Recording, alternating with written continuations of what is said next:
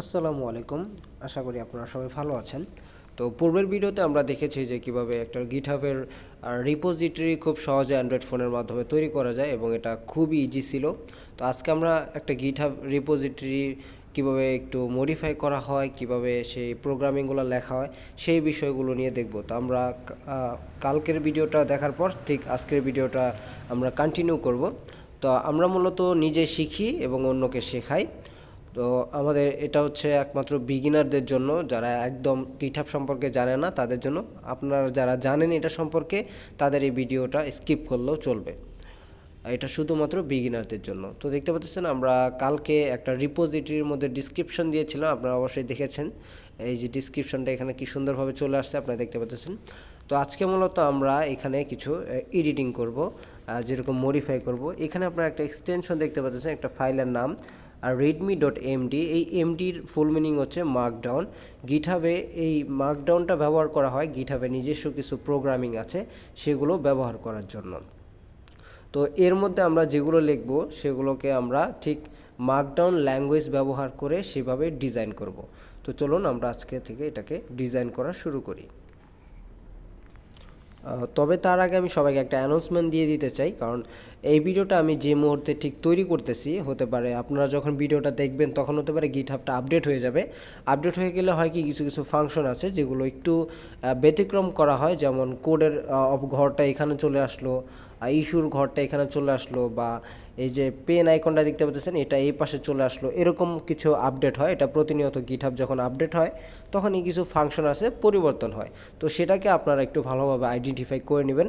বর্তমানে আমি যে সময় ভিডিও করতেছি এটা হচ্ছে লেটেস্ট, যেহেতু আমি ওয়েবসাইটে করতেছি সুতরাং এটাই হচ্ছে লেটেস্ট। তো আমরা আমাদের যে গিটহাব রিপোজিটরি সেটার প্রথম রিডমি এমডি ফাইলটাকে আমরা একটু ডিজাইন করব কিছু মার্কডাউন ল্যাঙ্গুয়েজের ব্যবহারের জন্য। তো এই জন্য এখানে আমাদের একটা পেন্সিল আইকন দেখতে পাচ্ছেন, এখানে ক্লিক করলে আমরা এই যে রিডমি যে এমডি ফাইলটা এখানেই কিন্তু এখন আমরা সিলেক্টেড আছি। তো এই ফাইলটার মধ্যে আমরা কিছু টেক্সট ইনপুট করব। তো এর জন্য আমরা পেন্সিল আইকনে ক্লিক করে দিব। পেন্সিল আইকনে ক্লিক করে দিলে এটার যে সোর্স ফাইল মূলত যেখানে আমরা এডিট করতে পারি সেখানে আমরা চলে আসব। এখানে লেখা আছে this is a test repo. তো এটা লিখে দেখে অনেকে মনে করতে পারে এটাই মনে হচ্ছে ডিসক্রিপশন, কারণ এটার যে রিপোজিটরি ডিসক্রিপশন সেখানে এটা লেখা ছিল, মূলত না। আমরা যেহেতু এই রিডমি এমডি ফাইলে কোনো কিছু অ্যাড করি না, এর জন্য এখানে একটা লেখা আসতেছে। তো আমরা বেসিক কিছু কমান্ডের ব্যবহার দেখব। যেমন এখানে লেখা আছে হ্যাশট্যাগ মানে হচ্ছে এই এমডি রিপোজিটরির মধ্যে যতগুলো টেক্সট থাকবে, যে টেক্সটের প্রথমে আমরা হ্যাশ ব্যবহার করব তার পাশের যে ওয়ার্ডগুলো বা সেন্টেন্সগুলো সেগুলো অনেক বড় আকারে দেখাবে। যেমন আমি দেখাচ্ছি। তো আমি এখানে লিখলাম M.A.S রিপোজিটরি। তো এখানে আমি জাস্ট একটা হ্যাশ চিহ্ন দিয়ে একটা স্পেস দিয়ে দিলাম। তো দেখতে পাচ্ছেন এটা কিন্তু অনেক বড় হয়ে গেছে। তো এটার আউটপুট আমরা দেখব কীভাবে। এটা হচ্ছে ইনপুট, যেহেতু আমরা সোর্স ফাইলটা এডিট করতেছি এটা হচ্ছে এটার ইনপুট। আমরা আউটপুট দেখার জন্য এই যে আমরা এখন এডিট বক্সে আছি, এই পাশে একটা প্রিভিউ বক্স। আমাদের বারবার এটাকে সেভ করে দেখার প্রয়োজন নাই, আমরা জাস্ট প্রিভিউতে ক্লিক করলে এটার লাইভ প্রিভিউ, যেটা মানে এটা আপডেট করার পর কোডিং লেখার পর ঠিক কেমন দেখাচ্ছে সেটা এখানে দেখাবে। দেখতে পাচ্ছেন আমরা কিন্তু একটা হ্যাশ দিয়েছি, সেই হ্যাশটা কিন্তু এখানে দেখাচ্ছে না। অথচ এডিট ফাইলে আমরা আসলে কিন্তু সেখানে কিন্তু একটা হ্যাশ ফাইল দেখাচ্ছে। এটাই হচ্ছে রিডমি এমডি ফাইলের এক্সটেনশনের কাজ। মূলত এটা হচ্ছে গিটহাবের নিজস্ব তাদের একটা কাস্টমাইজেবল একটা প্রোগ্রামিং, যেটা মূলত আমরা গিটহাবে এটা নিয়ে খুবই কাজ করব এবং ইন ফিউচারে এটা আরও আপডেট হবে। তো আমরা বেসিক জিনিসটা শিখে নিলাম যে M.A.S রিপোজিটরি যে কোনো ওয়ার্ডের প্রথমে যদি আমরা হ্যাশ চিহ্ন দেই তাহলে সেই ওয়ার্ডটা কিন্তু সব থেকে বড় দেখা যাবে। তো মূলত গিটহাবের ল্যাঙ্গুয়েজে এগুলোকে বলা হয় মূলত হেডার্স। তো এই হ্যাশ চিহ্ন দিয়ে মূলত আমরা যে কোনো একটা টেক্সটকে বা সেন্টেন্সকে হেডার্স বলে প্রকাশ করি। তো এই জন্য আমি গিটহাবের ল্যাঙ্গুয়েজে হ্যাশকে তিনভাবে ব্যবহার করা হয়, আমি তিনটাই লিখে দিতেছি। এখানে দেখতে পাচ্ছেন প্রথমে দুইটা, এটাকে আমি হেডার্স হিসেবে ব্যবহার করেছি। তো আমরা যদি এখন এখানে যে লিখলাম, আমরা যদি প্রিভিউ ক্লিক করি আপনারা এটা লাইভ প্রিভিউ দেখতে পারবেন যে দেখুন প্রথম যে হেডার্সটা এটা সব থেকে বড়, এটাতে দেওয়া হয়েছে একটা হ্যাশ। এই যে ঘরটা এখানে কিন্তু একটা হ্যাশ দেওয়া হয়েছে। তারপরে দ্বিতীয়টাতে এখানে দুইটা হ্যাশ দেওয়া হয়েছে, তাই এটা একটু প্রথমটার থেকে ছোট, এবং এটাতে তিনটা হ্যাশ দেওয়া হয়েছে তাই এটা একবারে ছোট। তো আমরা এডিট ফাইলে গেলে দেখতে পাচ্ছেন যে হেডার্সের ব্যবহারটা কেমন। এখানে 3টা হ্যাশ, এর জন্য সবার ছোট, এটা 2টা হ্যাশ, এর জন্য এটা একটু ছোট, বড়টার থেকে ছোট, এবং প্রথম হ্যাশ থাকলে সেটাই হবে সব থেকে বড়। তো এটাই হচ্ছে গিটহাবের হেডার্সের ব্যবহার, কারণ আমরা যখন কোনো রিপোজিটরি লিখি তার প্রথমে বড় ওয়ার্ডগুলো বা শিরোনাম যে টাইটেলটা থাকে সেটা কিন্তু একটু বড় টেক্সট ফরম্যাটে দেওয়ার প্রয়োজন পড়ে, সেক্ষেত্রে আমরা এই হ্যাশ চিহ্নগুলোকে ব্যবহার করি। তো এখন আমরা শিখব এমফ্যাসিস। এগুলো হচ্ছে কিছু টেক্সটকে আমরা মোটা করতে চাই বা ইটালিক করতে চাই অথবা আন্ডারলাইন যুক্ত করে দিতে চাই, সেগুলোকে আমরা এমফ্যাসিসের মধ্যে শিখব। তো আমরা যদি কোনো ওয়ার্ডকে বা কোনো সেন্টেন্সকে ইটালিক করতে চাই, তো ইটালিকটা কেমন দেখা যায় আমি জাস্ট আপনাদের দেখাচ্ছি। তো ইটালিক যে ওয়ার্ডটা করতে চাই তার প্রথমে আমরা জাস্ট একটা স্টার চিহ্ন দিব। তো আমরা এখানে লিখি টেস্ট, টেস্ট লিখে আবার স্টার দিব। দেখতে পাচ্ছেন এই লেখাটা কিন্তু একটু ব্যাকফরওয়ার্ড স্ল্যাশের মতো একটু ব্যাকা হয়ে গেছে, এই যে এরকম। তো আমরা যদি প্রিভিউ যাই দেখবেন যে এই স্টার চিহ্নটা থাকবে না, এই লেখাটা কিন্তু একটু ব্যাকা হয়ে গেছে। তো এইভাবে আমরা এটাকে ইটালিক করতে পারি, এটাকে বলা হয় ইটালিক, কারণ ইটালিক যে ওয়ার্ডগুলো সেগুলো একটু ব্যাকফরওয়ার্ড স্ল্যাশের মতো একটু ব্যাকা থাকে। তো আমরা যদি আবার এটা উঠিয়ে দেই এই হ্যাশ চিহ্নটাকে, তাহলে এটা কিন্তু আগের রূপে ফিরে আসবে।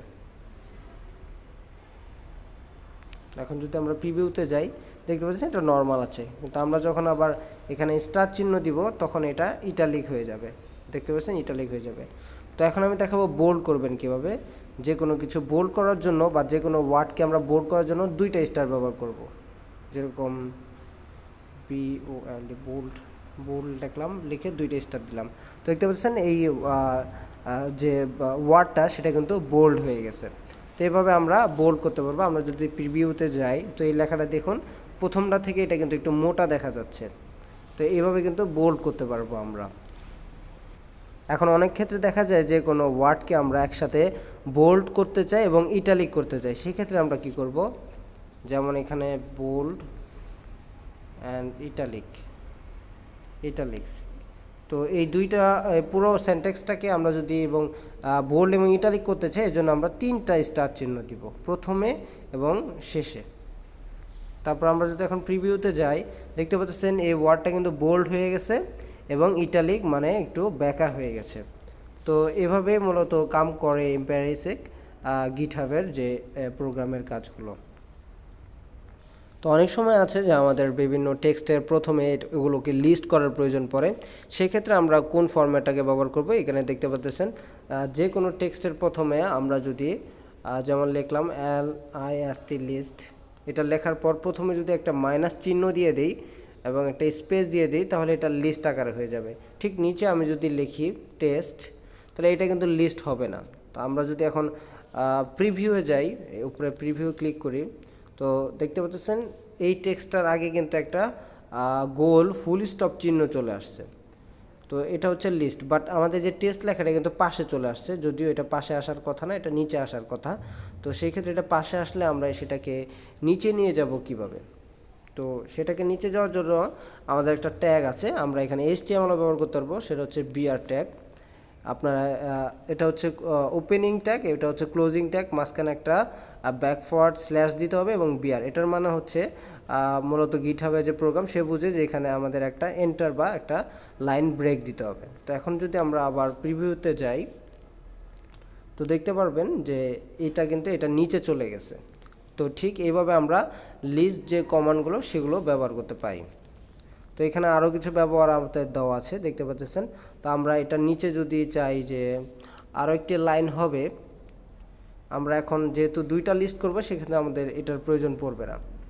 তো আমরা যদি চাই কোনো গোল হবে সেই ক্ষেত্রে আমরা এই চিহ্নটি ব্যবহার করতে পারি।